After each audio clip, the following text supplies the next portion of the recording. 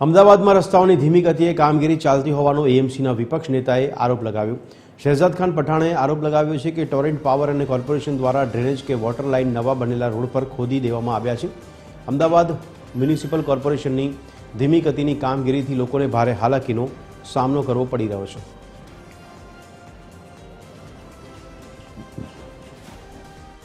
ऐसे कई रास्ते हैं जो भारतीय जनता पार्टी ने दावे किए गए थे, वादे किए गए थे, वो अभी तक पूरे नहीं हुए।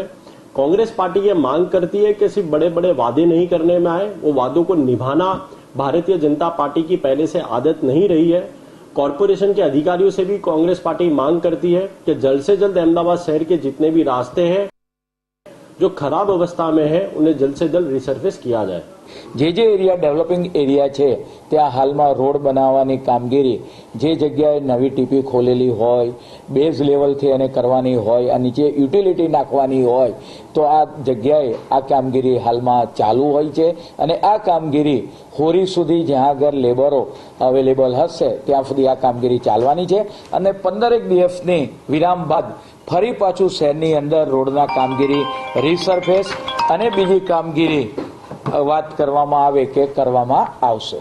અમદાવાદ મ્યુનિસિપલ કોર્પોરેશન દ્વારા દાવો કરવામાં આવ્યો હતો કે દિવાળી સુધીમાં મોટાભાગના જે રસ્તાઓ જે છે રિપેર થઈ જશે અને નાગરિકોને હાલાકીનો સામનો ન કરવો પડશે, પરંતુ જે પ્રમાણે વાત કરવામાં આવે તો અમદાવાદના 7 ઝોનમાં અલગ અલગ વિસ્તારમાં રોડ રિપેરિંગની જે કામગીરી જે છે ચાલી રહી છે, જેના કારણે નાગરિકોને ભારે હાલાકીનો સામનો કરવો પડી રહ્યો છે।